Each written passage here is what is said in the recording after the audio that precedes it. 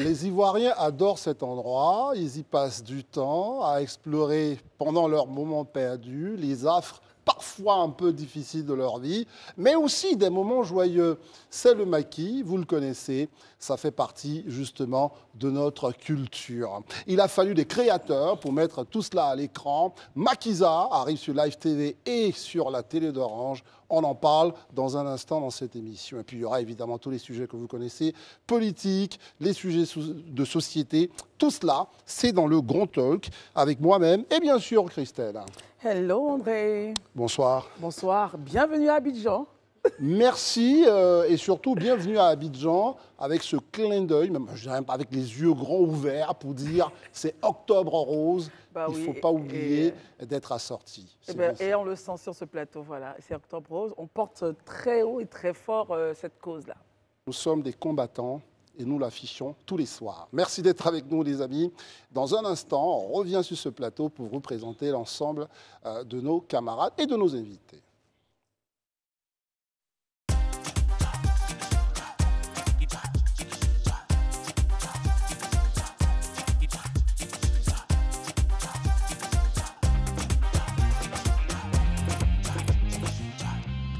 Daouda est bien installé sur ce plateau comme tous les soirs. Bonsoir Daouda. Bonsoir mon André, comment tu vas? Ça va, on se met. Le rose te va bien. Ah oui. Il te va aussi très bien. Merci, très Malheureusement, cher. vous n'avez pas parlé de mon rose. Mais bon, ce n'est que partie remise. Bonsoir Daouda, bonsoir Isabelle. Bonsoir Christelle. Ah, j'aime bien ce bonsoir bleu André. ciel. Bonsoir à tous. Merci beaucoup. Je vais dire au styliste de la chaîne de me trouver une tenue rose pour la prochaine fois. Pourquoi quand pas. on est dans le mois d'octobre. Et André, de ton côté, nous avons donc les hommes, je ne dirais pas les hommes du maquis, mais ceux-là qui portent cette cause et qui ont mis tout ça en lumière à partir du 9 octobre sur Live TV. On va commencer par la belle dame, scénariste. L'écriture est passée par elle, Malika. Bonsoir, Malika Ouattara, bonsoir. Bonsoir Christelle, bonsoir André, bonsoir à tous. Malika est accompagnée donc par Francis Gollet. Francis Gollet qui est le réalisateur de cette série événement de la rentrée qui arrive sur Live TV et la TV d'Orange. Bonsoir. Bonsoir, Uwe. C'est comment? En nous, c'est comme ça on parle dans le maquis. C'est pour ça qu'on parle de le maquis de l'authenticité. Et puis, Priva Quadio qui représente Orange. Orange qui rempile chaque fois que la créativité de Live TV est en branle. Orange saisit toujours les choses au bon et nous accompagne dans ces œuvres-là. Bonsoir. Priva Quadio. Priva Quadio. Bonsoir, André. Bonsoir, Christelle. Hello, comment ça va? Ça va. Bienvenue. Alors, à partir du 9 octobre, commençons avec vous. Vous avez écrit donc ce scénario-là. D'où vient cette inspiration? D'où vient l'inspiration? Ou bien vous êtes vous-même une adepte des maquis? On va pas tout dire sur ce plateau. Oui. Maquisard, déjà, Maquisard vient de la volonté de FS Prod, donc de proposer une série aux Ivoiriens, une série qui leur ressemble, qui peint leur réalité. Ouais. Donc on a voulu une série pleine d'humour, pleine de chaleur. Et voilà l'idée de base, on va dire l'objectif de base. Et donc à partir de là, on m'a donné ce brief-là, de concevoir une série chaleureuse et tout ça. Donc j'ai donné l'idée originale, le pitch en fait, donc de l'histoire de Prince, qui est ce jeune homme qui a le père qui était un homme du show, du maquis, qui a toujours voulu percer dans le milieu, mais qui n'a pas pu. Donc Prince, à la suite de son père, il porte le rêve de son père, il essaie. En attendant de réaliser son rêve, il travaille dans le maquis de sa tante alcoolique. Et il a tout un monde de fous autour de lui. Et franchement, ce sont les aventures du coup de Prince. Malika, juste avant de permettre à nos camarades de réagir, comment vous avez senti, vous, à travers ce scénario, quand il grandissait, comment vous vous êtes rendu compte finalement que le maquis, au fond, c'est un endroit emblématique de l'Ivoirien? Est-ce que tout de suite vous découvrez ça comme ça ou ça vous souvenez? Mais déjà, on va dire que c'est vraiment au fur et à mesure. Donc l'idée originale, c'est moi, c'est vrai, mais en termes de création et de conception, j'ai travaillé avec Charlène Danon, qui est, elle, une fille de Poi, donc qui a ça dans le sang, on va dire. On va dire Poi, c'est Yopougon. Yopougon, il faut préciser. Donc avec elle, elle m'a fait découvrir, on va dire, le maquis. Et puis ensemble, on a donné vie à ce maquis-là. Donc l'idée pour vous, c'était de retranscrire ce que vous avez vu et senti en écriture. Et vous l'avez transféré au réalisateur Francis Gollet. C'est ça. Et je laisse Isabelle et Daouda donc vous poser leurs différentes questions. Isabelle? Tu veux y aller, Daouda? Oui, je veux y aller. Ben, était déjà prêt. Ma question était pour vas-y. Francis Gaulet, le réalisateur, parce que bon, j'ai eu la chance de voir la bande-annonce sur les réseaux sociaux, ça et là. J'ai vu qu'il y a des nouveaux acteurs et il y a des anciens, comme Isabelle, que tu as aussi écrit, je pense bien. Mais je veux dire, comment se fait le travail avec ces nouveaux acteurs et ces anciens nouveaux acteurs? La réalisation sur le terrain, est-ce que le travail a été facile? Comment tout ça s'est Après, on passé? reviendra sur le cast aussi. Oui, hein. ça a été un plaisir de travailler avec ces anciens et ces nouveaux acteurs-là. Mais déjà, de base, l'histoire même de la série plonge en fait l'Ivoirien reflète le quotidien de l'Ivoirien. Ouais. Donc les acteurs, quand ils ont pris connaissance en fait du scénario, tout de suite, ils sont accrochés. Tout de suite, ils sont entrés dans les différents personnages qu'on leur a attribués. Donc ça a été, je ne vais pas dire facile, mais... C'était un peu leur voilà, quotidien. Exactement. Très bien. Isabelle? Alors, de référence, hein, le maquis est une composante de la résistance en 1942-43 et en fait, ça a trait en fait à l'esprit de combat, combattant, etc. Donc, est-ce qu'il y a un personnage typique en fait de la série Maquisards qui représente donc cet esprit de combattant, de résistant qui va au-delà donc de ses limites? Mais oui, le personnage principal, du coup, Prince, il décrit franchement tout ce que je viens de dire parce que c'est, franchement, à travers Prince, c'est tous les jeunes Ivoiriens grouilleurs, toutes ces personnes-là qui ont un rêve, une ambition, en fait. C'est pas facile tout le temps quand tu as un rêve, il y a toujours des gens qui vont te dire ton rêve, il n'est pas assez intelligent, ton rêve, il est impossible et tout ça. Et lui, il est focus sur son rêve. Donc, c'est vraiment un combattant, il va essayer d'arriver au bout de son rêve. Très bien, merci Malik. On va parler avec Orange, Priva, Quadio. Orange, c'est une année après année, vous êtes toujours comme ça attaché à votre lien avec FS Prod et bien sûr Live TV. Alors, comment Maquisa, finalement, pour vous, peut constituer une étape différente de celle que jusque-là vous avez vécue avec ces différentes productions de Live TV? Ça marque quoi, finalement, Maquisa, pour vous? Merci. Déjà, il faut savoir que la TV d'Orange est une plateforme qui offre la possibilité aux clients de suivre en fait, des chaînes de télévision nationales comme étrangères. À côté de cela, nous avons aussi de la vidéo à la demande. Donc, parlons de vidéo à la demande. Aujourd'hui, Maquisa est une série qui va entrer en vidéo à la demande. Exactement.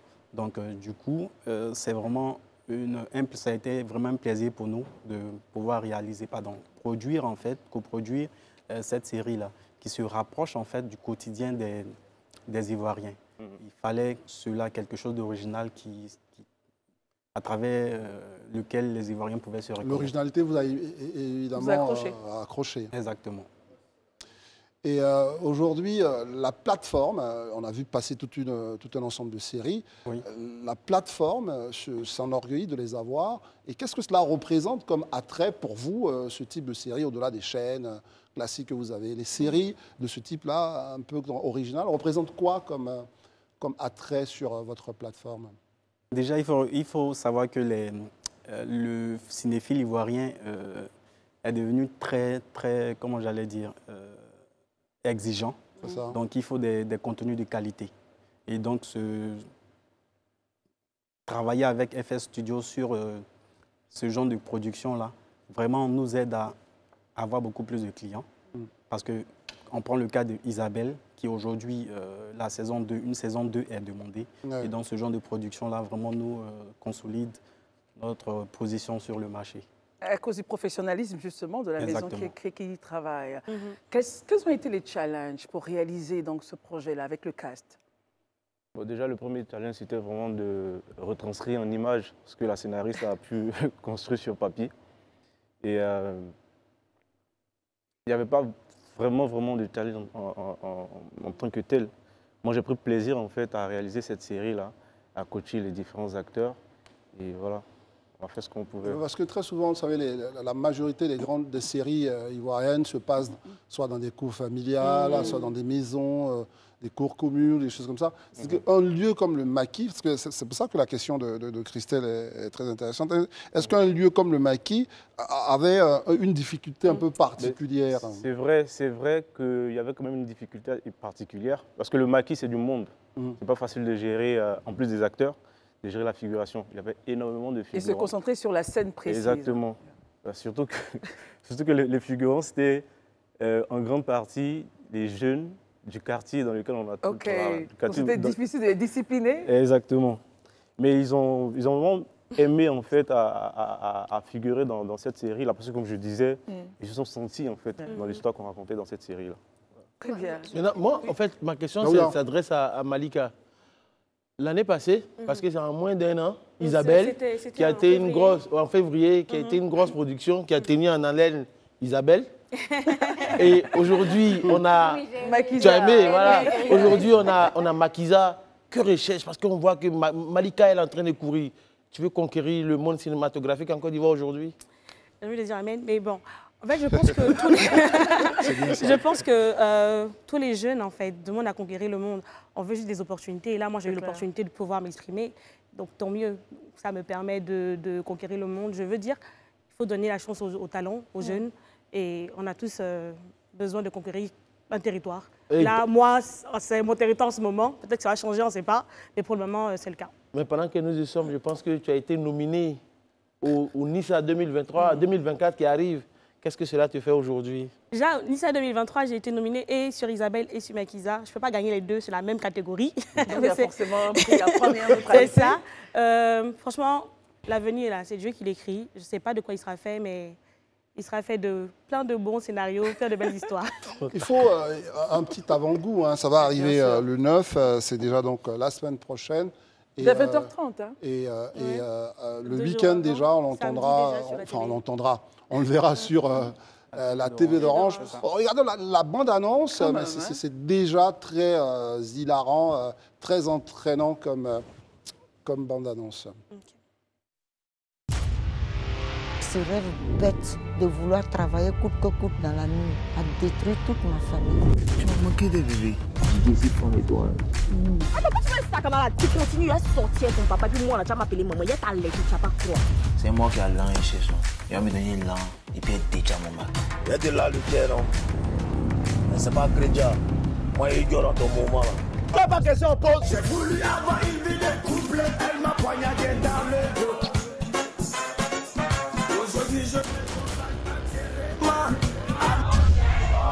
On va sanctifier ce maquis. Marina, faut envoyer encore. Il y a là 6 mois, ça chauffe pas. T'es dit t'es poli là. Ah bien, c'est pas mon bonsoir là qui a été ramené un bain. Je t'avais interdit de t'approcher de ma fille, n'est-ce pas?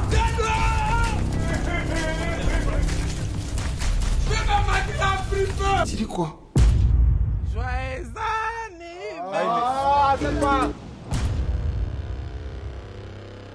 Suivez Makiza, la série la plus gammée de l'année. À partir du 9 octobre, du lundi au vendredi à 20h30 sur Live TV et 48 heures avant sur la TV d'Orange. Makiza, ça chauffe pas au quartier. Vous le voyez bien, donc deux des plus grosses structures de production, d'accompagnement justement à la culture ont décidé de créer une série événements qui arrive sur Live TV et bien sûr la TV d'Orange, c'est Makiza. Tout à l'heure, Christelle, vous avez posé la question sur le casting, mais on revient quand même toujours sur... Est-ce qu'on peut avoir peur, et ça après Malika va nous parler de ça, est-ce qu'on peut avoir une crainte comme ça, parce que parfois le maquis est un peu controversé dans l'imagerie des uns et des autres. Est-ce qu'il y a eu comme ça une crainte de présenter un peu le maquis comme un lieu où il faut aller finalement, se chercher, on va dire. Alors que beaucoup pensent que c'est des lieux un peu controversés. En fait, mais sur le casting d'abord. Sur le casting, déjà, le casting s'est constitué en s'inspirant déjà du scénario de base. Mais moi, j'aimerais tirer en fait le chapeau à M. Yacine Toussou, parce que c'est lui qui a été le directeur en fait, de casting. Il a fait un travail formidable. Tous les acteurs qui ont tourné dans cette série-là ont assuré. Ouais. Voilà. Et c'est des personnages, le personnage de Suzy, que ce soit le personnage de Suzy, de Prince, du pasteur, sont des personnages forts. Voilà. Et c'est des personnages avec qui j'ai pris plaisir à travailler, à coacher sur le tournage. Ouais. Et vraiment, ça s'est bien passé. Est-ce qu'il n'y a pas une peur de redorer comme ça un peu l'image du maquis à travers l'expérience? On a essayé en fait de mettre en image ce qu'on a l'habitude de voir, voilà, tout en le faisant de manière à ne pas... inciter... Exactement, voilà. Donc Makiza, c'est vrai, on parle de Makiza, tout de suite, Maki, on s'est dit qu'il y a beaucoup d'amusement, mais derrière l'histoire de Makiza, il y a pas mal de messages qui sont véhiculés. Et l'une de ces leçons-là, peut-être que Daoud avait en parlé, et juste après, vous allez répondre. Daoud, non, en fait, l'idée même, ma question était dirigée à la TV d'Orange. À la TV d'Orange, qui aujourd'hui, je vois que vous vous intéressez au secteur cinématographique en Côte d'Ivoire. Ce n'est pas le premier film que vous soutenez. Oui. Après Isabelle, il y a Makiza aujourd'hui. En tant que TV d'Orange, quel est votre regard aujourd'hui sur le secteur cinématographique en Côte d'Ivoire? Et à quel moment on va pouvoir atteindre avec Orange le niveau de Nollywood? Pourquoi pas? Pourquoi pas? Déjà, il faut savoir que le cinéma ivoirien est en plein essor. Et nous, TV d'Orange, on essaie d'accompagner au mieux le cinéma pour qu'on atteigne le sommet. Et c'est justement par la recherche ou bien par l'obtention de toutes ces productions-là. Et il faut savoir qu'aujourd'hui, à côté de... Avant Makiza, bien sûr, on a eu Isabelle, la fée Bomblin. Isabelle qui a vraiment tenu ses promesses auprès des téléspectateurs. Tout à l'heure, je disais que les téléspectateurs demandaient en fait la saison 2. Donc aujourd'hui, j'ai envie de dire que le cinéma ivoirien est en train de s'écrire et surtout... Il doit s'écrire avec la TV d'Orange. Ouais. Vous êtes fiers de participer à ça? Avant qu'on permette à Isabelle, Malika de répondre justement à cette question sur toute cette affaire de Maki, on va vous demander c'est quoi le mode justement d'emploi de la TV d'Orange sur l'ensemble de ces séries. Donc on parle de 48 heures avant, c'est comment? C'est un abonnement? Comment ça se passe pour que, Sur la vidéo à la demande, vous voulez dire? Oui, sur la vidéo à la demande, enfin sur l'expérience de Makiza, comment les gens vont la vivre, comment ça va se passer? D'accord, donc il faut savoir que déjà Makiza commence ce samedi sur la TV d'Orange, donc 48 heures avant Live TV. Et après, Live TV va diffuser certainement, mais la totalité des épisodes pourront être disponibles en fait en replay. Donc le client qui a raté la diffusion sur Live TV aura la possibilité de revoir tout ça. Donc si samedi, moi, je prends mon abonnement, enfin, je vais acheter mon épisode, je pourrais le revoir un peu après, comme je veux, en tout cas à foison. C'est ça? C'est ça. Et comment c'est fait? Ça coûte combien? Et quelle syntaxe vous faites pour avoir? C'est ça, c'est vraiment cette particularité-là que nous avons. À la base, les films, la vidéo, la demande est, on va dire, en griffe, gratuite pour les clients. Ah, d'accord. Pourquoi c'est gratuit? Parce que à la base, il faut d'abord avoir un pass actif. Donc le pass, en fait, il te permet de regarder les chaînes. Quel type de pass? N'importe quel pass Orange? Non, les passes TV. Un pass TV te permet de regarder les chaînes. Donc je dis n'importe quoi, tu as acheté un pass TV pour regarder Live TV, n'est-ce pas? Et ce pass-là, parce que tu as acheté Live TV, ce pass te permet automatiquement de regarder toutes les séries qui sont gratuites sur la TV d'Orange. Vous ne dites pas n'importe quoi, vous dites de très belles choses. C'est bien ça. Franchement, j'ignorais totalement. C'est ça. Moi, je ne savais pas aussi. Justement, d'où sa présence. Parce que quand tu vas dessus, c'est marqué 0 francs. Mais quand tu cliques pour regarder, on te dit que tu dois avoir un pass actif. Très bien. Isabelle. Moi, juste savoir, il y a combien d'épisodes en fait sur la série? Et puis, le pass, je veux dire, est-ce qu'il faut en plus acheter des datas ou pas? Très belle question. Déjà, il faut savoir qu'on a le pass TV et on a le pass Internet qui sont deux passes différents. Pour nous, quand vous finissez d'acheter un pass TV, vous n'avez pas nécessairement besoin d'un pass Internet pour profiter de la TV d'Orange. Ça ne consomme pas Internet en fait. Donc, pour parler en jargon ivoirien, même si tu as zéro data, tu peux profiter juste après avoir acheté ton pass en fait. Magnifique. Alors, au réalisateur, combien de temps ont duré maximum les scènes au total de tournage de Makiza? Le tournage, ça a duré 2 mois, 3 semaines, on va dire 3 mois. En tant que réalisateur expérimenté, c'est long, c'est court, c'est à prendre? Je pense que c'est le timing pour... idéal. Ouais, idéal pour 26 épisodes de 26 minutes. C'est le timing idéal. Malika, on va terminer avec vous. C'est comme un bébé qui est aujourd'hui à l'antenne. Comment on se sent? Qu'est-ce qui se passe dans la tête de Malika? Vous vous dites quoi? J'ai écrit ça, évidemment, avec d'autres personnes. C'est quoi votre état d'esprit quand vous voyez arriver comme ça un tel résultat à la télé? Ça m'a l'impression pour la suite. Beaucoup de pression pour la suite.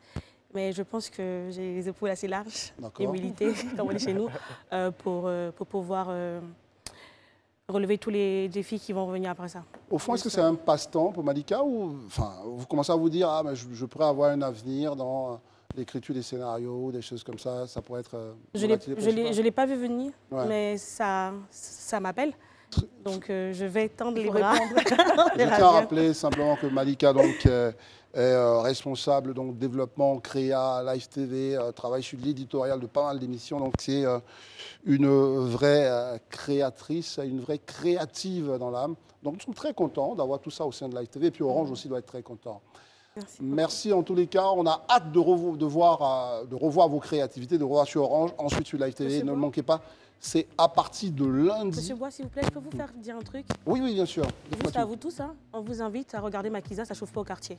Ah ouais. Ça, elle a réussi à placer ce truc qui va...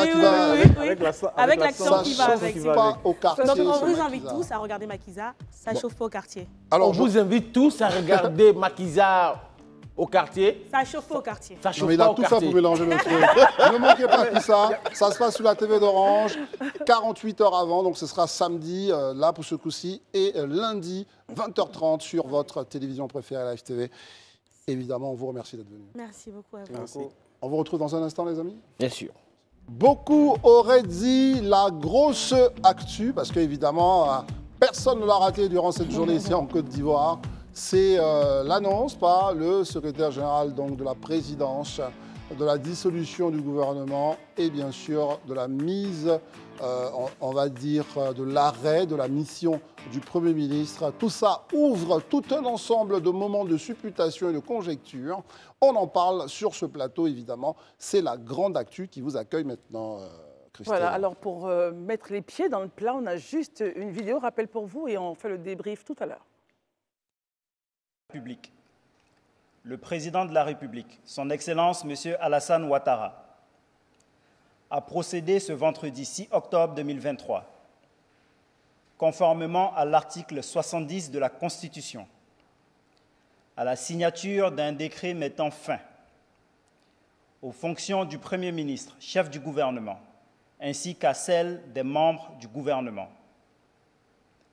Le président de la République exprime sa gratitude au Premier ministre Patrick Achi et à l'ensemble des membres du gouvernement pour leur engagement au service de la nation au cours de ces dernières années. En attendant la nomination du nouveau Premier ministre et la mise en place du nouveau gouvernement, le Premier ministre et les membres du gouvernement sortant sont chargés d'expédier les affaires courantes, fait à Abidjan le vendredi 6 octobre 2023.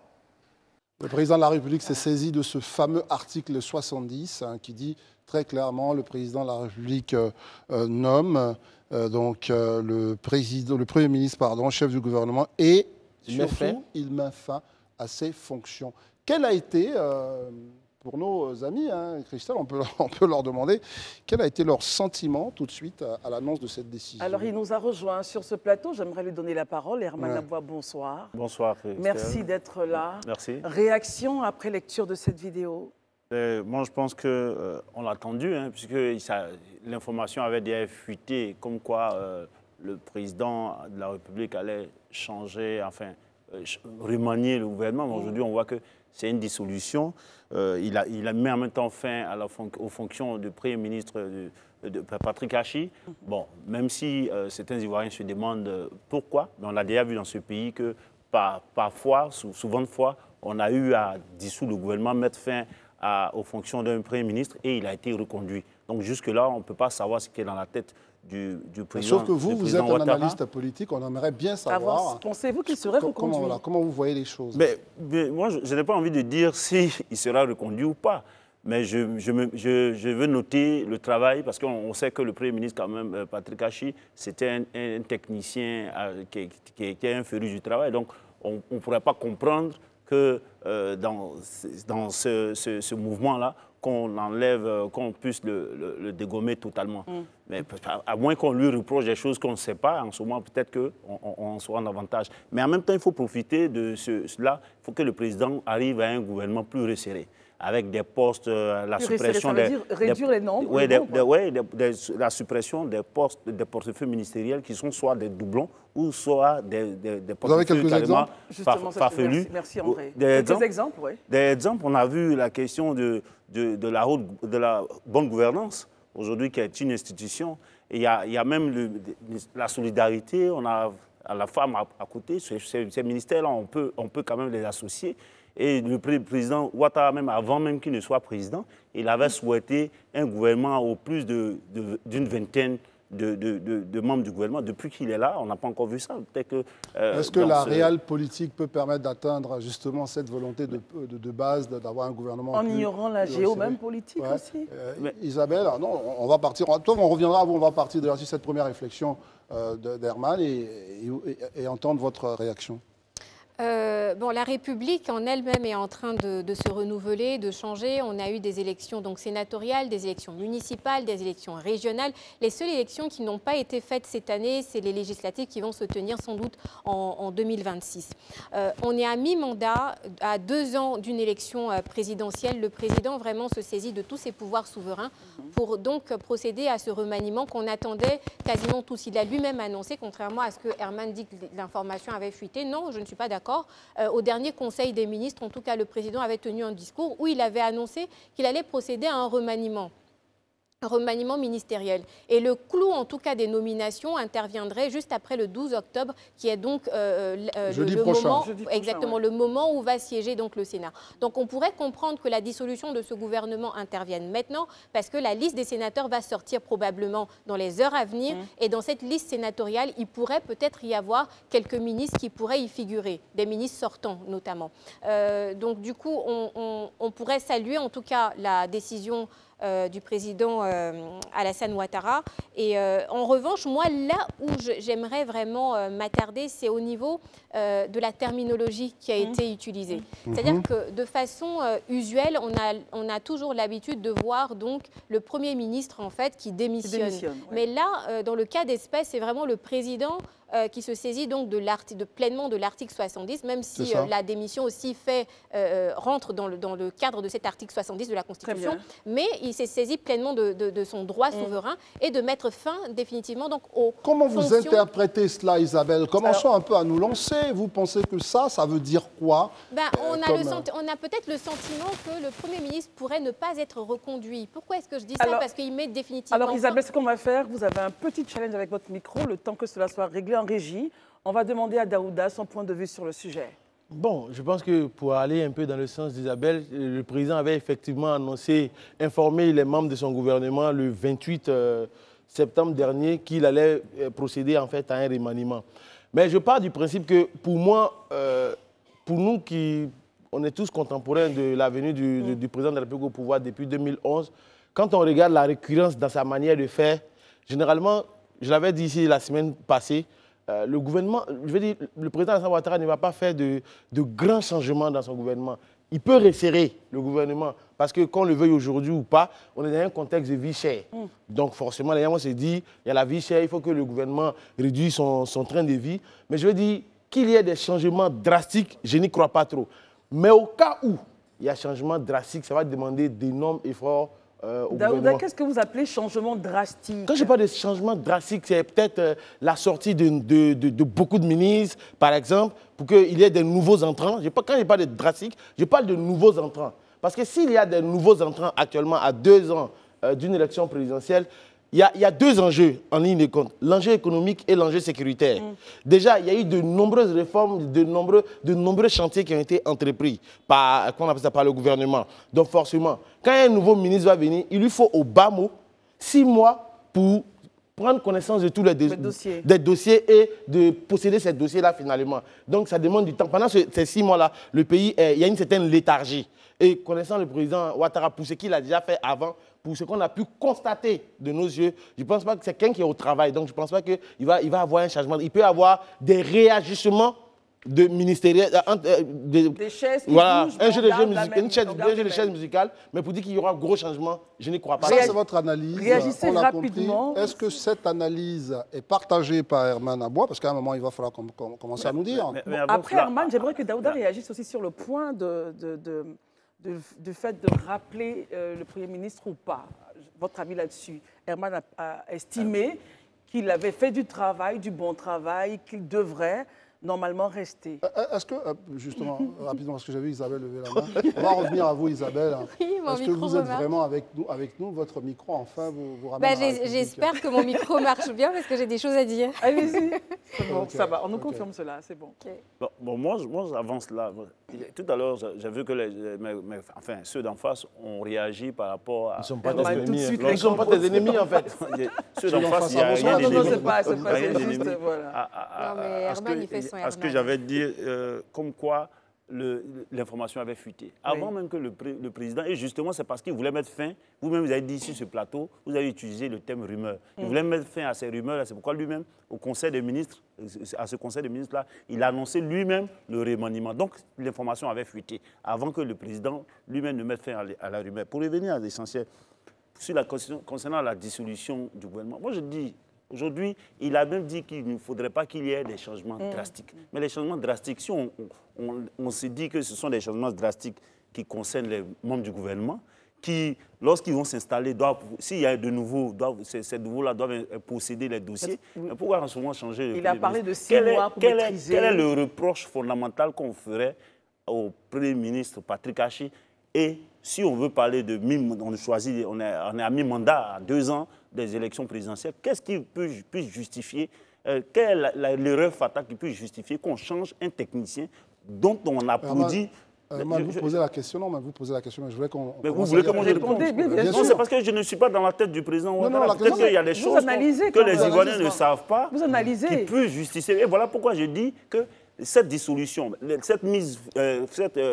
a mis fin, la fin des fonctions du Premier ministre Patrick Hachi ne veut pas forcément dire que le Premier ministre ne sera pas... Voilà, vous commencez déjà à répondre à la fin de l'analyse politique. Isabelle. Alors, en fait, cette année 2023, il y a eu énormément, en tout cas, de revendications sociales. Il y a eu la crise des data, il y a la hausse du carburant, il y a la hausse du prix du riz, etc. Donc, vraiment, le gouvernement est confronté à beaucoup de revendications sociales. Et on est à mi-mandat, il faut faire donc un renouvellement au niveau donc, de certaines instances gouvernementales pour donner une nouvelle impulsion. Et je pense que le président, dans son allocution lors du dernier Conseil des ministres, l'a dit, il veut accélérer en tout cas les réformes. Et il a dit ceux qui vont rester dans le gouvernement seront donc sur la base de 2 choses, à la fois au niveau politique, mais aussi sur la gestion de leurs dossiers. Donc je pense en fait que c'est sur la base de tous ces éléments d'information qu'il y a certains ministres qui seront reconduits ou pas. Après, il y a la question aussi de la présidentielle de 2025. Quand Herman se pose la question de savoir si le Premier ministre sera reconduit ou pas, il faut savoir que le poste de Premier ministre, c'est un poste qui est purement stratégique et aussi très politique. Et on se rappelle, hein, le dernier Premier ministre qui avait été donc le dauphin du président Alassane Ouattara au niveau de son parti politique, c'était paix à son âme, Amadou Gon Coulibaly. Donc c'est dire en tout cas la prestance que confère ce poste au niveau étatique. Donc pour vous concrètement, restera-t-il ou pas? Alors, selon votre analyse. Au vu des termes qui ont été utilisés, je ne suis pas dans la tête du président, je ne suis pas non plus Nostradamus, mais au vu des termes qui ont été utilisés, généralement, quand le Premier ministre démissionne, le président, en tout cas, le reconduit systématiquement, mais là, ça n'a pas été le cas. Et donc, je me base sur les termes qui ont été utilisés en disant qu'il mettait fin, et il félicitait, en tout cas, pour tous les engagements, pour toutes les actions qui ont été menées. Et il n'y a pas eu de reconduction par la suite. Donc, j'ai pas envie d'avoir des conclusions. J'ai pas envie d'avoir des conclusions hâtives. Le Premier ministre, c'est vraiment quelqu'un qui est un féru, en tout cas, de l'action gouvernementale et du travail, qui a impulsé donc le programme jeunesse du gouvernement. Donc, on espère en tout cas qu'il puisse être reconduit si son dossier au niveau étatique a été mené à même jusqu'au bout. Daouda, comprenez-vous les points d'Isabelle? Je comprends, j'entends son point, mais j'aimerais que Isabelle peut-être parte un peu dans l'histoire. C'est très important parce que, de mémoire, on a eu un Daniel Kablan-Duncan ici en Côte d'Ivoire, sous le même Alassane Ouattara, qui a été, quand il a quitté la primature, il n'a pas été reconduit systématiquement. Et on a attendu quelques jours avant qu'après on ne vienne le nommer vice-président et après on a nommé quelqu'un d'autre comme ça, premier ministre. Pour l'histoire, il fallait que je lui rappelle. Non, mais je vais rebondir dessus. Tu permets qu'on termine, s'il te plaît? Merci. Voilà. Pour dire simplement à Isabelle qu'au-delà de tout ce que nous sommes en train de dire, nous sommes tous dans la spéculation. Dieu merci, aucun d'entre nous n'est Nostradamus sur ce plateau-là pour être dans la tête du président de la République. Mais j'aimerais, parce qu'elle a dit quelque chose qui est très... Qui est très simplement. Elle dit il y a eu la crise des data. Elle a fait une succession, crise des data, crise de vie chère. Est-ce que Isabelle serait en train de nous dire sur ce plateau-là que ce gouvernement est à la base de la crise et la fronde que les Ivoiriens sont en train de vivre aujourd'hui? Non, quand elle parle de cette analyse, je pose la question en fait pour savoir. Voilà. Isabelle? En fait, le gouvernement doit juguler en fait toutes les crises que connaît le pays. Donc, quand je parle de la, notamment le Premier ministre. Donc, quand je parle de la crise des data, il y a eu énormément de réunions à un certain niveau, au niveau de la primature, pour la gestion de cette crise. Et je pense qu'il y a eu des décisions qui ont été prises pour faire, en tout cas. Donc, il y a eu manquement.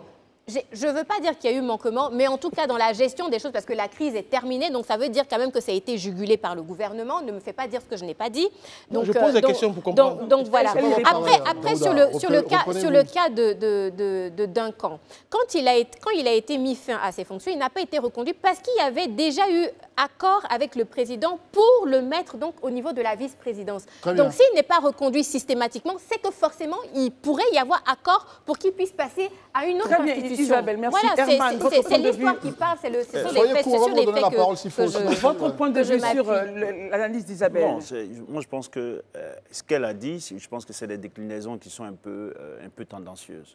Lorsqu'elle fait son développement, elle sort des éléments clés qui ont secoué quand même ce gouvernement-là, et elle semble les imputer au Premier ministre Patrick Achissa, on le voit. C'est peut-être son souhait aujourd'hui, c'est peut-être normal. Là, je ne peux pas te permettre de dire ça sur ce plateau parce que je n'ai incriminé personne. Je me suis basée sur des faits pour dire que le président, dans son allocution du dernier Conseil des ministres, a dit que certains ministres resteront au gouvernement, que ce soit sur la base politique, mais surtout sur la gestion de leurs dossiers. Très bien. Tu as fini. Donc ils sont notés, ils sont jugés sur la qualité de leur jugement. Je suis très calme. On y va.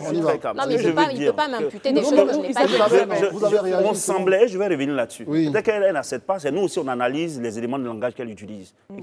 Tu n'es pas là pour analyser mes éléments de langage, tu es là pour donner ton point de vue sur un dossier, sur la question. On m'a demandé de réagir. Permettez qu'il réagisse. On n'a pas demandé de réagir à mes propos, on t'a demandé de donner ton point de vue sur une situation bien précise. Si vous parlez ensemble, on va vous retirer la parole. Mais depuis là, si vous parlez ensemble, écoutez bien ce que je dis. Je dis si vous parlez ensemble, enfin à un moment, excusez-moi, si vous parlez ensemble, ça ne me va pas. Donc il faut bien que quelqu'un accepte de se taire. Et ça, je pense que ce n'est pas la bonne image qu'on présente.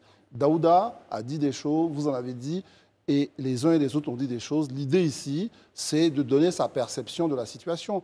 Donnons la nôtre sans que cela soit vexant ou pas. Une chose est sûre, je serai encore obligé de vous dire la même chose, comme je le fais ici avec ma très chère Christelle.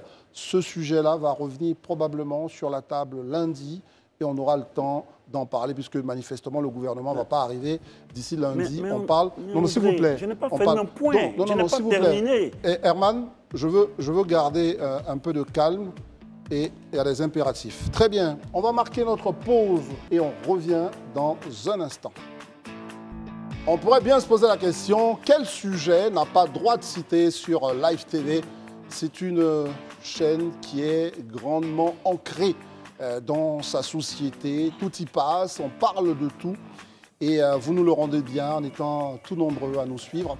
Et nous remercions également toutes ces personnalités qui acceptent de venir débattre ici et de faire vivre la démocratie ivoirienne. C'est la deuxième partie du Grand Talk pour terminer avec un gros sujet politique, élection en Côte d'Ivoire.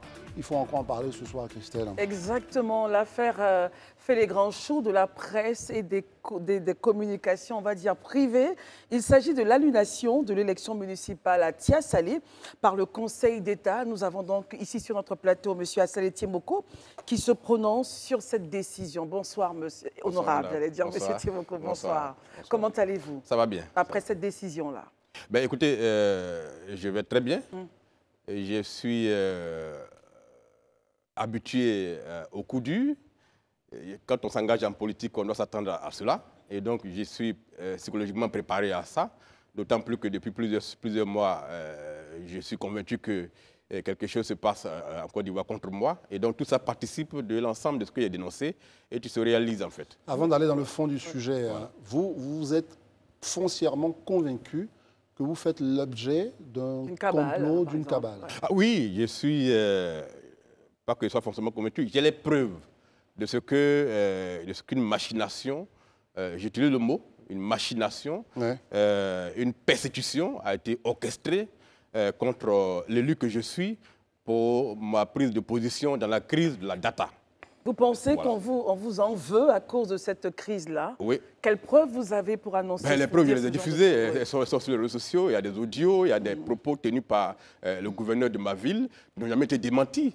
Voilà, ni par lui-même, ni par les autorités au-dessus de lui. Et pour rappel, qu'est-ce qu'il aurait dit? Comment? Pour rappel, pour ceux qui n'auraient pas suivi l'audio dit clairement qu'à Sadio Timoko, on va lui faire payer ce qu'il a fait pour les Ivoiriens pendant la crise de la data. Que le gouvernement m'attend au tournant. Et vous liez cela? C'est très clair, tout est lié à ça. Voilà. Très et donc, bien. je pense que ce n'est que le prolongement de ce processus-là qui continue. Vous avez en face de vous, les amis, à Sadio Timoko. Moi, j'ai une question. Lorsqu'on voit le cas particulier des municipales à Tia-Salé, on pourrait dire que des décisions à récurrence variable. Quelles sont les motivations pour l'annulation par le Conseil d'État de votre élection? Écoutez, nous ne connaissons pas encore les motivations, puisque la décision a été rendue sans motivation.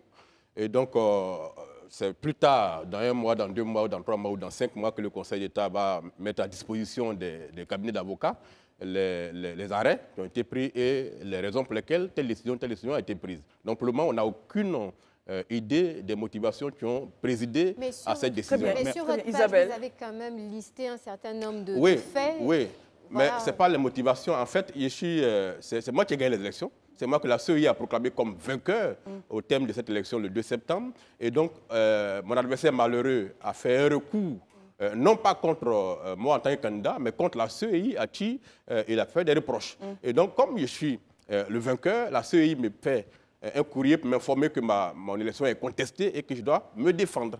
Et donc, je prends un cabinet d'avocats pour soigner mes intérêts. Et donc, à ce cabinet-là, la CEI remet une copie de la requête du plaignant, en quelque sorte. Et donc, dans cette requête-là, en ce moment-là, on voit les griefs que le candidat malheureux fait à l'institution CEI. Arrêtons-nous là-dessus, sur ces griefs. Vous les avez rendus publics. Les griefs sont là. Ils sont là. Ils sont de 4 points. Voilà, ils sont de 4 points. Le point 1, il dit que sur les PV, il n'y a pas de sticker. Très bien. Sur 30 PV, il n'y a pas de sticker. Donc, il demande l'annulation pour ça. Sur 30 PV? Oui, sur 30 PV. Sachant qu'il y a combien de PV au regard des bureaux de vote? Au regard de tous les bureaux de vote, c'est tous les 50 bureaux de vote. 50 bureaux de vote. Sur 30 PV, il n'y a pas de sticker. Ensuite, le deuxième motif, le deuxième grief, il dit que des bureaux de vote ont été fermés à 18h au lieu de 17h. Très bien. Et que sur 29 PV, il n'a pas été mentionné l'heure d'ouverture et de fermeture du bureau de vote. Voilà les 3 arguments. Et puis il y a un 4e argument. Il dit qu'il y a 5 personnes qui prétendent qu'elles n'ont pas pu voter parce que les gens auraient voté à leur place. 5 personnes. 5 personnes. Sachant mais il y a une seule qui parle. Non, je pose juste la question. Sachant qu'il y a combien de personnes sur la liste électorale? Il y a 19 000 personnes. 19 000, très bien. Voilà. Donc il y a 5 personnes qui disent qu'elles n'ont pas pu voter. Et donc voilà, ça c'est le 4e grief. Le 5e dernier grief, il dit que son représentant au sein de la CEI locale a été expulsé par la CEI pendant la compilation générale des votes. Voilà les 5 griefs qu'il fait à la CEI. Grosso modo, globalement, dans le processus électoral qui a eu lieu à Tia-Salé, est-ce que vous-même vous avez repéré des irrégularités? À Tia-Salé, il n'y a eu aucune irrégularité. C'est d'ailleurs l'une des élections qui se sont les mieux déroulées. Ça s'est fait sur haute surveillance policière, à la fois de la gendarmerie, de l'armée et de la police. Les journalistes qui étaient là-bas peuvent en témoigner. Il n'y a eu aucun incident. Les bureaux de vote ont ouvert à l'heure, ont fermé à l'heure. Ont fermé. Les tablettes marchaient. Tout a fonctionné. Très bien, on va permettre à Daouda. Il n'y a eu aucune irrégularité. Monsieur Attali, c'est beaucoup. Moi, la question que j'aimerais poser, il y avait combien de candidats au niveau de Tia-Salé? Il y avait 3 candidats. Il y avait 3 candidats. Est-ce le candidat seulement du RHGB qui a fait un... C'est lui seul qui a fait un recours. D'accord. Mais maintenant, parce que moi, j'ai pu avoir des attaches avec... Des gens de l'autre camp qui disent que en fait, les gens au niveau de Tia-Salé ont voté à leur place et que cela a été constaté par UC et que ce n'est pas seulement... Mais ça y est, là, ils sont 5. Justement, il ne parle pas de 5, mais il parle de plusieurs bureaux de vote. Non, mais la requête est là.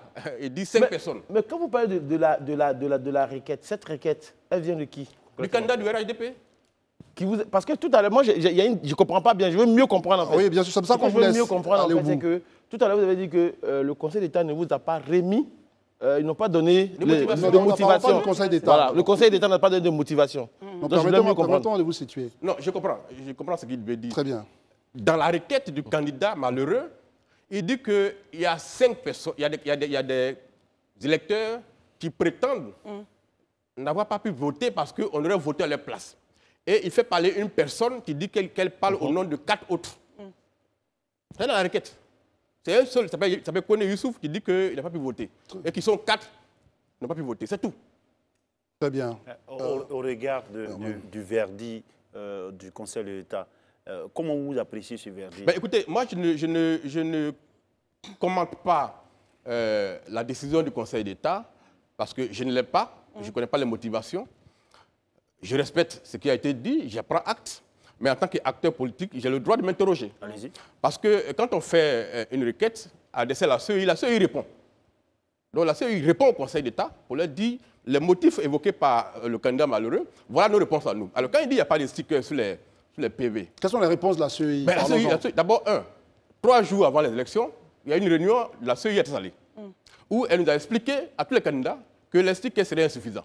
Et que ce qu'il fallait prendre en compte, c'est la signature du premier bureau de vote, les 2 signatures des secrétaires du bureau de vote et les signatures des représentants des bureaux de vote. Si toutes ces signatures sont sur le PV, le PV est valable. Le sticker n'est qu'un élément supplémentaire de sécurisation, dont l'absence ne peut pas être en ligne d'élection. C'est clair. Et ceci a été dit, pardon, à cette très clair à cette réunion. Par la CEI. Par la CEI. Allez-y. Et donc, les autres interrogations. Les stickers qui manquent sur le PV, parce qu'il y a deux quand on comprend le processus, comment ça se passe? Quand on a fini de voter, quand on a fermé le bureau de vote, il y a le dépouillement Très bien. qui se fait dans le bureau de vote, Tout à fait. dans le lieu de vote. Et tous les représentants des candidats sont là. C'est au tableau qu'on met les résultats. Quand on a fini et que tous les représentants sont d'accord, le président transcrit le résultat au tableau sur le procès verbal. Il signe, les secrétaires signent et les représentants signent. Quand ils ont fini de signer, c'est fini. On met le PV dans l'urne et ça s'en va à la CEI. Très bien. Donc, une fois que le dépouillement est fini, le scrutin, le vote est terminé. Le résultat est certifié, c'est fini. Et tous les représentants des candidats ont donc validé Alors, par leur signature. on a 50 PV sur lesquels vous pouvez voir il n'y a aucune mention d'aucune irrégularité. Très bien. Ça, vous utilisez votre... Non, vous utilisez votre, j'allais dire, situation de journaliste pour être très clair, pour anticiper sur notre question, parce que c'est la question que j'allais vous poser, évidemment, qui était très importante pour nous. C'est-à-dire que quand la réclamation de votre adversaire nomme des PV, donc d'une vingtaine, qui n'auraient pas des stickers, la question fondamentale, c'était de savoir leur incidence sur le résultat global. Sauf que... Selon votre point de vue, c'est pour ça qu'on vous pose la question, il n'y a aucune incidence au regard du fait que cela a été signé par les différents... Oui, mais parce que le sticker, comme je l'ai dit, c'est un arrêté qui l'a institué, un arrêté. Il dit que c'est un élément supplémentaire de sécurisation. Mais il n'a aucune espèce d'incidence sur le résultat du dépouillement. Alors, d'ailleurs, même comment on appelle ça, la CEI même le dit clairement dans sa réponse, que les stickers ne sont que des éléments supplémentaires. Parce que si on doit annuler les élections par rapport aux stickers, mais on annule pour tout le pays. Parce qu'il y a eu tout ce dans problème. Toutes les zones, les stickers n'étaient pas disponibles pour tous les PV. Très bien. Daouda, réaction? Moi, la question aujourd'hui, je vais dire, on a fait le tour de la question aussi aujourd'hui. On a une décision de justice, vous prenez acte. Oui. Next. Qu'est-ce qu'on vous allez faire next, moi, j'ai dit, next, on va aller aux élections. Mais je voulais juste prendre 2 minutes pour les autres motifs.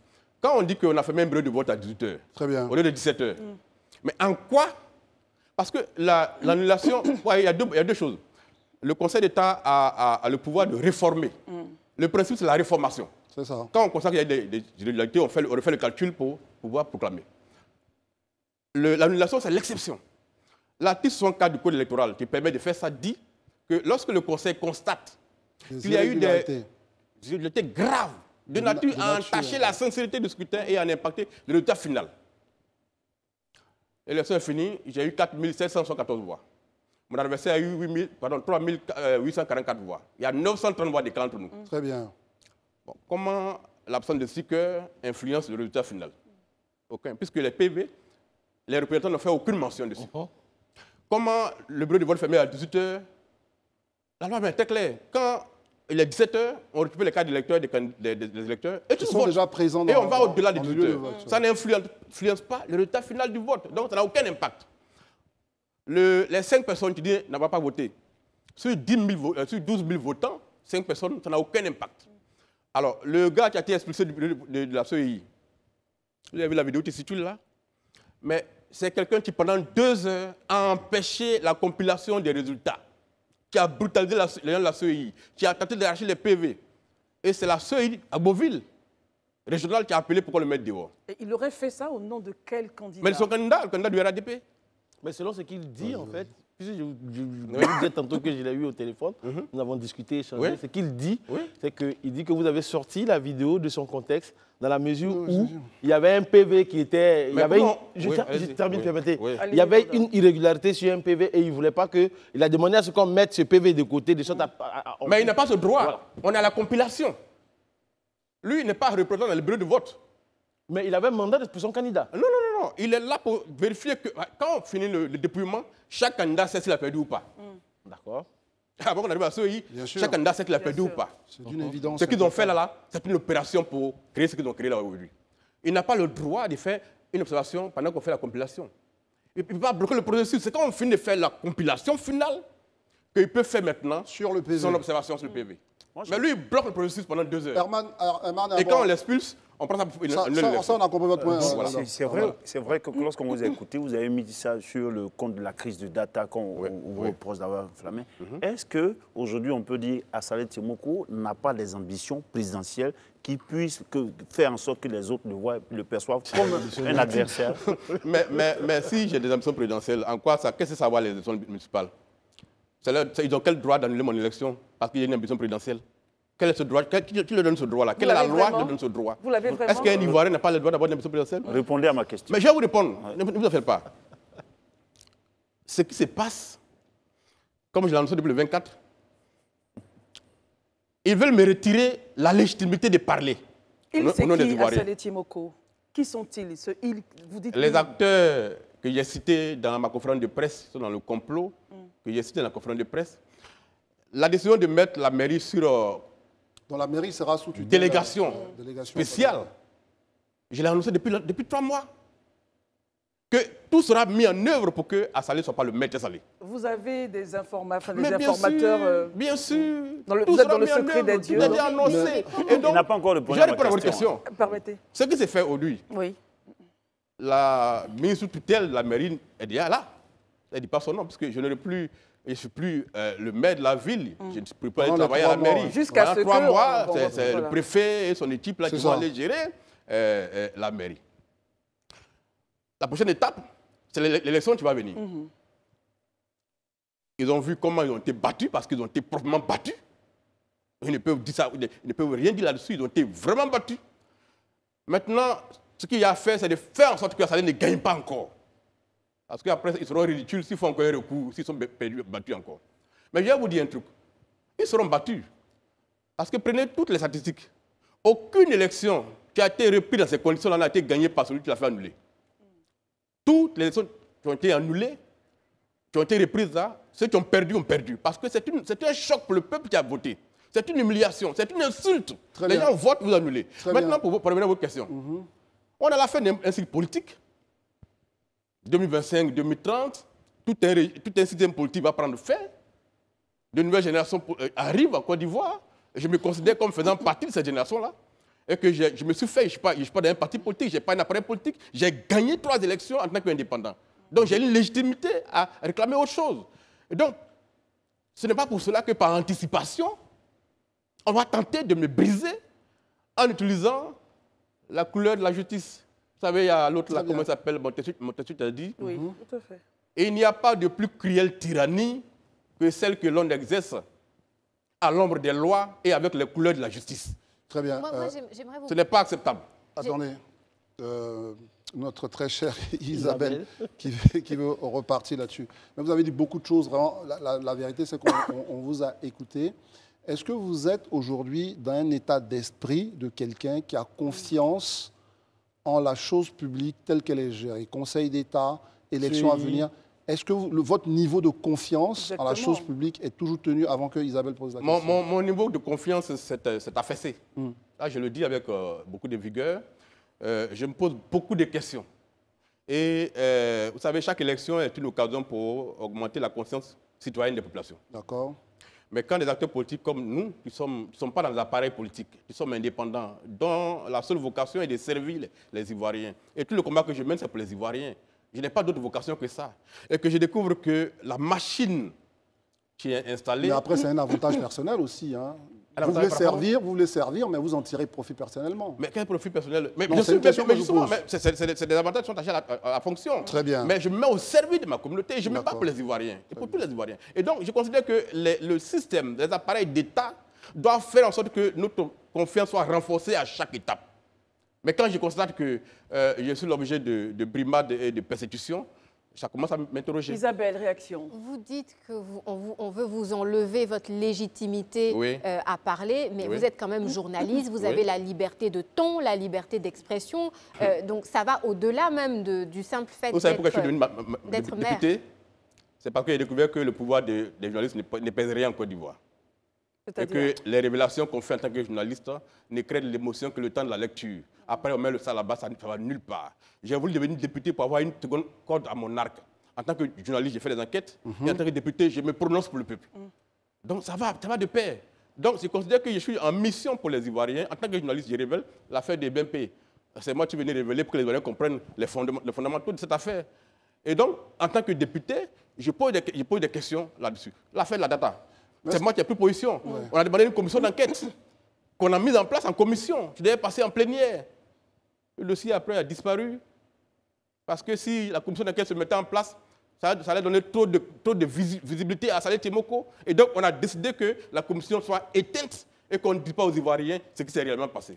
Vous voyez, donc, je suis député parce que mon travail de journaliste est limité par l'environnement pavlovien dans lequel nous vivons, comme vous avez dit, et qui fait que les journalistes n'ont pas...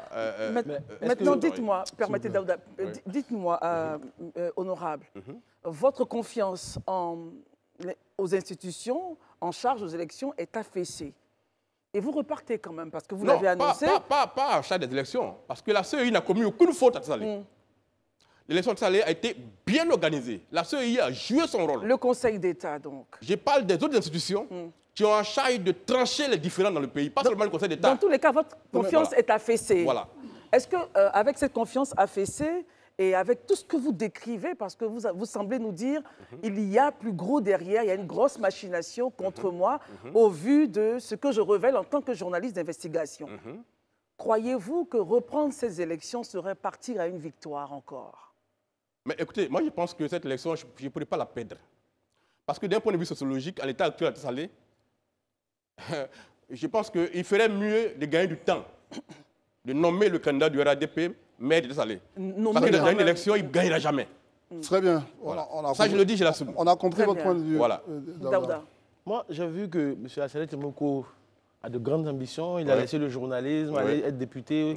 Est-ce que M. Saleh Timoko se rêve une aventure à la Macron en Côte d'Ivoire? Non. Puisque vous pensez déjà à la prochaine génération. Je ne crois pas à l'aventure à la Macron en Côte d'Ivoire. Ce n'est pas le même environnement. Ce n'est pas les mêmes histoires politiques. Je pense que chacun doit construire sa relation avec le peuple. Et je suis en train de construire ma relation avec le peuple. Ce que j'ai réalisé en tant qu'indépendant à Saleh, ce n'est pas facile que beaucoup de personnes arrivent à le faire. Dans le contexte qui est le mien, avec le statut que j'ai en Côte d'Ivoire, gagner successivement 3 élections. Parce que c'est ma 3e victoire. C'est ça. En 2016, j'ai perdu les élections. De combien de voix? 16 voix. 16. Mais je n'ai fait aucun recours. Parce que j'ai un esprit démocratique. J'ai vérifié que j'ai perdu, j'ai perdu. En 2018, on s'est remis au travail, on a gagné. Contre les mêmes personnes qui sont là encore. En 2021, on les a gagnés aux législatives. Et en 2023, on les gagne encore la 3e fois. Donc vous voyez qu'il y a une dynamique qui est sur le terrain qui ne peut pas casser avec des annulations d'élections. Vous faites bien de revenir au devant des élections. Est-ce que finalement, parce que cette question, j'y pense, je me dis, est-ce que vous n'êtes pas un peu vous-même responsable de ce qui vous arrive? Parce que votre activisme, qui est de mettre chaque fois les questions de Tia Saleh au cœur du débat national, ne cristallise pas un certain nombre de tensions. Oui, mais quelle est la disposition légale en Côte d'Ivoire qui empêche un élu de mettre sa ville au cœur de la politique? Il n'y a aucune loi pour ça. Au contraire, on doit m'encourager à faire ce travail-là. Mais pour une fois qu'un élu fait son travail, il faut bien qu'on lui permette de faire ce travail-là. Pourquoi est-ce qu'on va utiliser le système pour le briser? Parce qu'il fait le travail pour lequel il a été élu. Comment on peut dire que parce que quelqu'un a défendu les Ivoiriens, on doit le brimer? Sur quelle base? Pour quel motif? Au-delà, je considère qu'il faut que les élus qui veulent jouer leur rôle, vous voyez, il y a une proposition de loi qui est au Parlement. Hier, j'ai posé la question au président du Parlement, parce qu'il a parlé sur un média international pour expliquer sa victoire à Yopougon. Et dans ça, il y a une question qui concernait les lois que j'ai proposées. Ça fait 2 ans qu'ils sont au Parlement, pour lesquelles on n'a aucune nouvelle. Hier, j'ai posé la question. Je dis, monsieur le Président, mais où sont les lois que les propositions de loi que j'ai faites? Il y a une proposition de loi qui concerne la transhumance des élus. Les indépendants qui gagnent après, qui vont dans les partis politiques. Vous voyez que c'est une question d'actualité actuellement. Absolument. Il y a une proposition de loi que j'ai écrite qui règle le problème. Alors, le cumul des fonctions, député, maire, ministre, ainsi de suite, mais je travaille dessus. C'est des questions que je vais régler. Mais pourquoi est-ce que les tests que je propose... Vous voulez régler la question de... Mais le cumul des mandats, il y a une question qu'on doit régler. Est-ce que c'est normal que dans les pays où il y a autant de chômage, une seule personne puisse être députée, maire... Mais vous êtes député. Mais c'est le poste électif. Mais j'arrive. Vous êtes député, vous voulez être maire. C'est parce que pour le moment, ce n'est pas encore interdit. Et que ça sera interdit de démissionner. Mais moi, je suis pour proposer un test qui interdit ça. Mais déjà qu'on a éteint tous les tests que j'ai déposés. Ça fait 2 ans que les tests, je n'ai aucune nouvelle. Quel courage je vais avoir encore à aller déposer d'autres tests? Voilà. Question avant Isabelle. Voilà. Vous luttez contre le cumul des postes. 3 mois à venir, l'élection va se reprendre, vous gagnez. Est-ce que si cette loi ressort, est remise et on dit OK, il ne faut pas de cumul de postes, vous allez laisser une position? Non, la loi n'est pas rétroactive. Voilà, si le test que je vais proposer, s'il est adopté, après je suis député jusqu'en 2026, donc s'il est adopté plus tard, après ça s'appliquera à tout le monde. Isabelle. 2 questions. Voilà. Vous combattez ce que vous-même vous incarnez, c'est-à-dire que vous combattez le cumul des postes et en même temps vous avez 2 postes, le poste de maire et le poste de député. Je ne combats pas ce que j'incarne. Ensuite, je fais ce qui est légal. Pour le moment, c'est légal. Oui, mais vous le combattez quand même parce que vous avez... Mais j'en profite parce que c'est légal. Mais c'est pas interdit. Vous le combattez quand même. C'est pas un problème moral. Parce que vous avez proposé un test. J'ai dit que moi, mon objectif, c'est d'aller faire des lois. En tant que maire, je peux faire des lois. Okay. D'accord? Je suis élu maire pour gérer une collectivité. Mais je suis député. En tant que député, je vais proposer un test de loi qui met fin à ça. Moi, j'aimerais avoir votre commentaire sur ma lecture des choses. Et on a l'impression, en tout cas, que vous êtes dans une stratégie où il y a 2 pans. Il y a d'abord la bataille judiciaire dont vous n'avez pas confiance du tout, en tout cas plus confiance, et il y a la bataille de l'opinion publique pour avoir donc l'assertiment des populations. Et là, on a le sentiment que vous êtes plus dans la bataille de l'opinion publique pour pouvoir influencer plus ou moins les décisions judiciaires qui pourraient... Quelle est la bataille de l'opinion que je fais? C'est des sujets d'intérêt national que je traite. Ce n'est pas une bataille d'opinion. Quand on parle des BNP, et qu'une autorité gouvernementale vient faire un discours qui pour moi est une insulte contre le peuple de Côte d'Ivoire, en tant que député, je réagis. Ce n'est pas une bataille d'opinion. C'est mon rôle, ça, en tant que député, de parler. Quand je fais une enquête sur l'usage des ressources publiques dans une structure et que je publie, ce n'est pas une enquête de bataille d'opinion. Quand je parle de la bataille d'opinion publique, je fais référence... Il a répondu à la question. Permettons à quelqu'un... On a bien compris le sens. J'ai compris votre moi, je veux revenir sur... Parce que tout à l'heure, c'est vrai que ce n'est pas une question de morale, mais on pourrait dire que c'est une question d'éthique. Oui.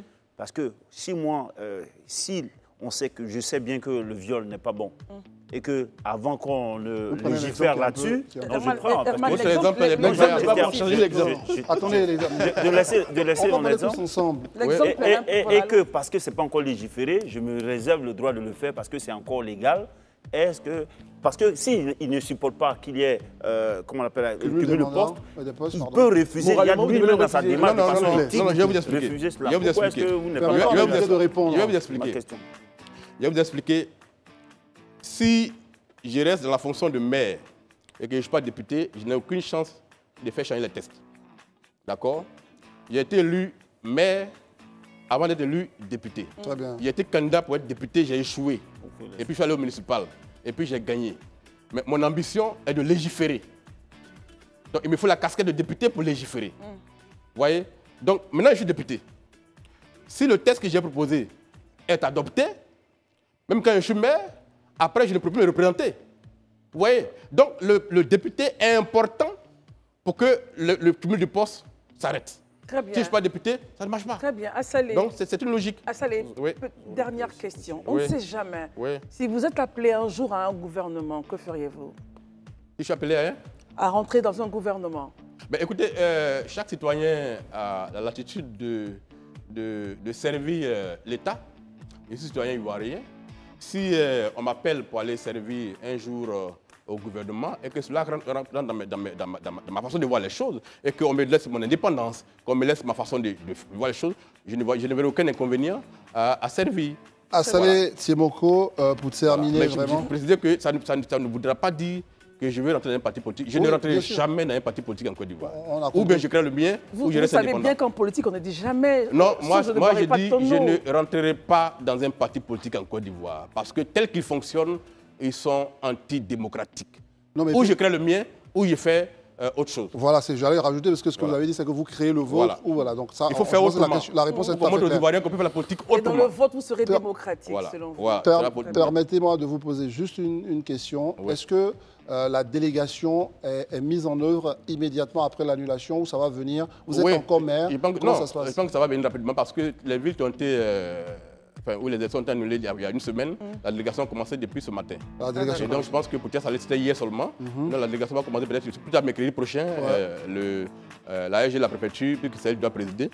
Et ils seront là-bas pour gérer. Pour terminer, vous repartez en campagne? Oui, là on passe sur le terrain. D'ailleurs, c'est une opportunité qu'on nous donne. Là, on est libre là. Pendant 3 mois, on sera sur le terrain pour parler aux populations. Et on sait qu'on va aller gagner. On ne cessera jamais de le dire. Et plus largement. Merci beaucoup à Assalé Tiemoko.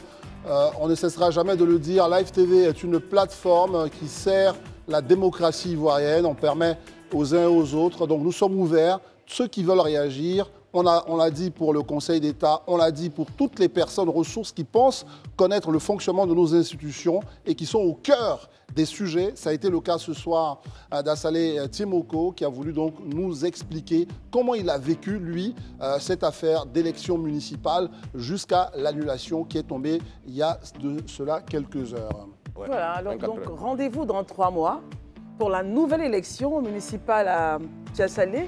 Et puis on se fera un plaisir de recevoir ici le vainqueur. Et le vainqueur sera Assalé Tiemoko. Il y croit foncièrement. Il y croit foncièrement. Oui, Isabelle. La 4e fois. Voilà, pour la 4e fois. Isabelle, merci d'être venue ce soir. N'oubliez pas une chose, là, je ne l'avais pas rappelé hier et ce sera vraiment fini. Il y a le Sahara qui continue, ça va se terminer donc ce week-end.